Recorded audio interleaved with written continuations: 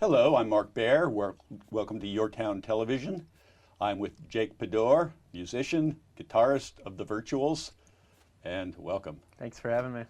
So, how'd you start the group? And let's hear about it. From the beginning? From the beginning. Well, I kind of discovered what the Monterey Pop Festival was about a year and a half ago, and how it was really the first rock and roll festival, and found out they were holding the 50th anniversary up here, first time since the original. So I decided to go, and I met my bandmates there. I didn't really have a place to crash. I was just going to crash in my car that weekend, and they invited me over to their Monterey house where they have a bunch of music equipment and just jam hangs, and we hung out the whole weekend and stayed in touch. While I was living down in Los Angeles at the time, we just stayed in touch, and I kept coming up every now and then, and vibes meshed. And oh, that's a great. So were you from LA originally? No, I'm actually from the Midwest, from Chicagoland okay. area, and went to school in Wisconsin and spent a lot of time up there. And then me and my girlfriend at the time drove out to the West Coast to Los Angeles, try to make music happen. But I think I found real music love and camaraderie up here. Well, this is great. So the Monterey Pop has regenerated itself, right? In a way, yeah. That's pretty special. Awesome. Yeah. So let's talk about the Virtuals a little bit. How did it start? Who's in it, and where do you play? Let's start with that. Right. So it really was founded by two of my really good buddies, Al and Joe, who are from Texas actually, and they live out here. They knew each other from high school in San Antonio, and really kind of started this kind of musical vibe of what our band is about now back in Texas, brought it out here, and those are the two folks I met at the festival. We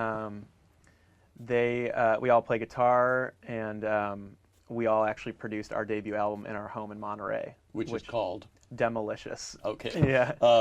We're going to hear a little of that right now. It's Hannah Jane. It's Hannah Jane.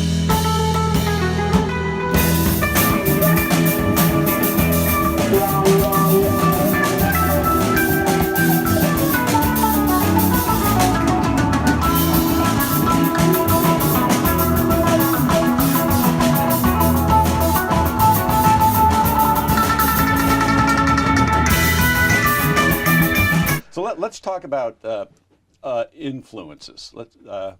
Yeah, so I think what bonded us first and foremost was the Grateful Dead.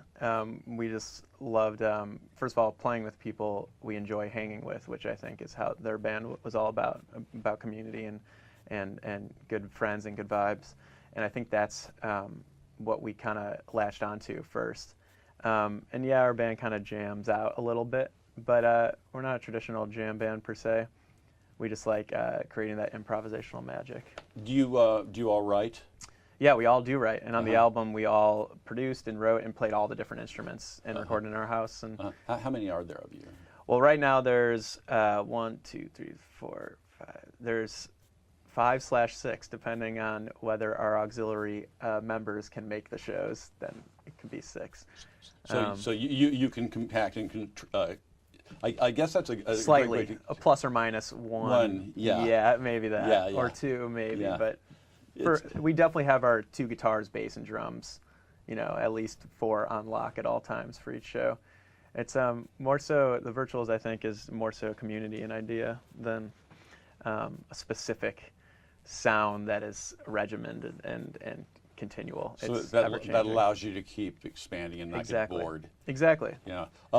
Let's talk about. I know that you've played a lot in the Bay Area and spent a lot of time in the Bay Area, and are kind of a Bay Area band. But what's the difference between being in San Francisco and being down here, and the contrast? There's a lot. I'll tell you, Mark. There's we first started playing here, and then we spent a lot of time playing up in the city, and then we're kind of back down here now. And after all those experiences, there's pros and cons to each. I think there's less of an infrastructure here, less of an industry down here in Monterey Peninsula, but there's a lot of just amazing talent and in that case a scene in a way, because there's just so many interesting creative folks around here. In the city, everyone's a creative, it seems like, and you get lost in the sauce, and there's just a lot of artists and then whether they'll tell you it's not a competition, and I know I try to never think of it as a competition, but for some reason, things just start feeling like it's trying to top the other one or get on that bill for that venue. I think the survival gene kicks in up there because it's definitely it is what it is. The city's crowded and expensive, and you feel like you have to make a career. Right. You know, there's the seriousness of being in the city. Right. And I think down here, it's like nobody's watching quite as intently. Exactly. You can be more insular almost down here. Yeah. You can kind of form your own sound down here and not worry about how it fits into the scene. If you're just like individualistic down here, that's good enough for the folks around here. Yeah. So tell me, what is the scene in San Francisco? What is the pressure of that there? Well, there's a lot musically. There's a lot of kind of garage, punky, psychedelic kind of music that we were finding ourselves on bills with, and our friends' bands kind of make that kind of music. It's rockin' music. But there's just a little more headspace down here to work with and collaborate. There's a lot of cool venues up there in the city, and we played some house shows up there too, which is fun and just free exposure really. Just you're playing in a backyard, outdoor, which is nice instead of a dark little dingy room that you don't really get paid for or anything like that. You just go and make friends at a house party, and you're not getting paid for that either. But it's more of a community kind of feel. How do you develop your following, and what does the band need? I mean, do you need more space and time, and where do you end up playing more music? Yeah, well, I guess that's the most important thing. Well, the thing is we find ourselves having a little bit more freedom and opportunity and timing down here with playing in Big Sur at Fernwood Resort and Bar Mel, which is one of the only premier live music joints in the Peninsula area. Excuse me. And I think it's just it's nice to be able to have all these creative folks around you down here with not a competitive kind of impulse at all, and with a sense of growing the community. That's what I kind of get from a bunch of my friends out here. What was the other question? Well, how do you? Does the music change? So tell me about the band and the progress, and what do you strive for? What are you looking for? Well, we're really looking for community, and we're less trying to play at people and play like with people. Uh-huh. Make the audience feel involved. And improvising and jamming kind of helps with that a little bit. It makes it a special once in a lifetime experience. You're not going to have the same show twice. We're looking for, in general terms, community, but we're also just looking for maybe a little more infrastructure down here. There's just so much talent down here, and I've seen it firsthand by just hanging out with some folks and jamming and going to shows and seeing other folks play. I just think there could be a little more setup around all the talent, whereas there's so much talent up in the city and there's so much infrastructure that it just gets chaotic and crazy. But there's a little opportunity here to kind of link up all the chains and kind of make it a more visually apparent community. Now, can you live down here and still keep active in the city? And is it necessary to stay active in the city? Well, that's what we were down. I was living down here, and we were playing up the city, and it was a lot of driving and stuff. And I realized that we have to decide: are we really trying to just only play up there and be part of that thing, which is kind of crazy, going up and down 2 hours every weekend or whatever to play, or do we want to focus on building our community here? This is where we live. This is where we work. Some of us work in the service industry, like myself as well, just to make some extra money and stuff. But I think it's not necessary, as I'm realizing as of somewhat recently, because there is a community. And what about going into the studio and writing the songs? And I assume that the band is doing primarily original work. Yeah, our recordings are all originals. For our live shows, we play covers. Right now, our recording process is, first of all, we still record anything really in the house that we did our first album, because we have enough equipment conjoined from all of us that we can make it sound pretty professional, and you could hear it for yourself online. We have CDs too, and you could hear that, oh, it was made in a house. Damn, it doesn't sound like it was recorded through Potato or something, you know?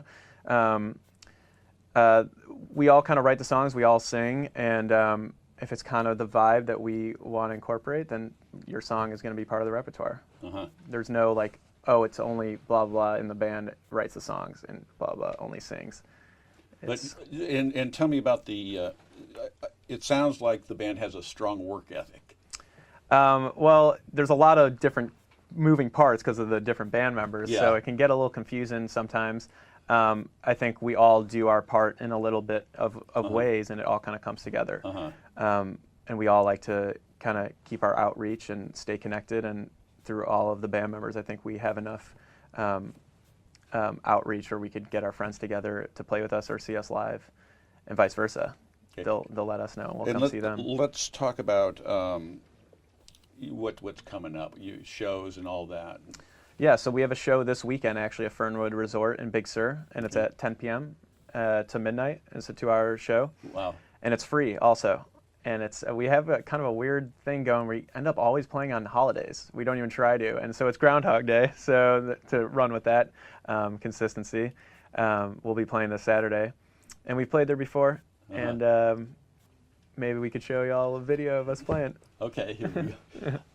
There we go. And so what else? Who else around the scene do you recommend? I mean, let's just take a little bit of a talk about where we are and what's special. Right. Yeah. There's several. It's I can kind of give you a list, but just from personal friends, there is one musician that I connect with because I haven't really seen this person have a same kind of setup as I do. Until I ran into this guy. Mordecai is his artist name, but his real name is Jetty Grant. Shout out Jetty. And he makes really experimental bass guitar, sonic soundscapes per se, or soundtracky kind of music, experimental stuff. And he has the same kind of pedals as I do, and that kind of made me realize that, like, oh, we kind of share this similarity with our setup and our sonic impulse. I would say definitely check his stuff out, Mordecai. And he plays at the open mic every Wednesday night, and he does really kind of avant-garde stuff that is unique to any area, especially this area. Okay, cool. Yeah. Cool. And you want to play? Sure. Okay. Should I play a song? I'll let you play, and then we'll take her out. All right. So this is a Virtuals original that I wrote called Wild Child. Okay.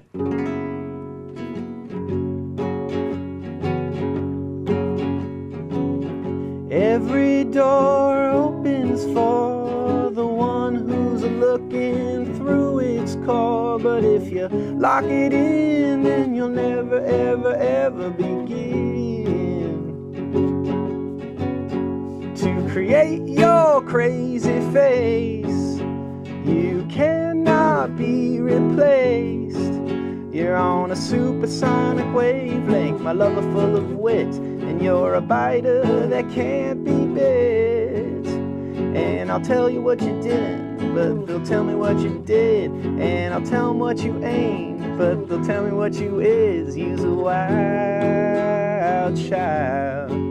You's a wild one. You's a wild child. You're just having fun. Every chime rings at a time when silence is all you can find. But if you let it ring, then I'm sure you will sing again. You're a unique taste, baby. You cannot be replaced. You're on a supersonic wavelength, my lover full of wit, and you're a biter that can't be bit. And I'll tell them what you didn't, but they'll tell me what you did. And I'll tell them what you ain't, but they'll tell me what you is. You's a wild child. You's a wild one. You's a wild a child. You're just having fun. It's just the best job. Right? Thanks, man. Yeah, of course. So, My pleasure. this is Mark Baer. I'm with Jack Padorr of the Virtuals. This is YourTown Television, and go see the Virtuals. We're out of here.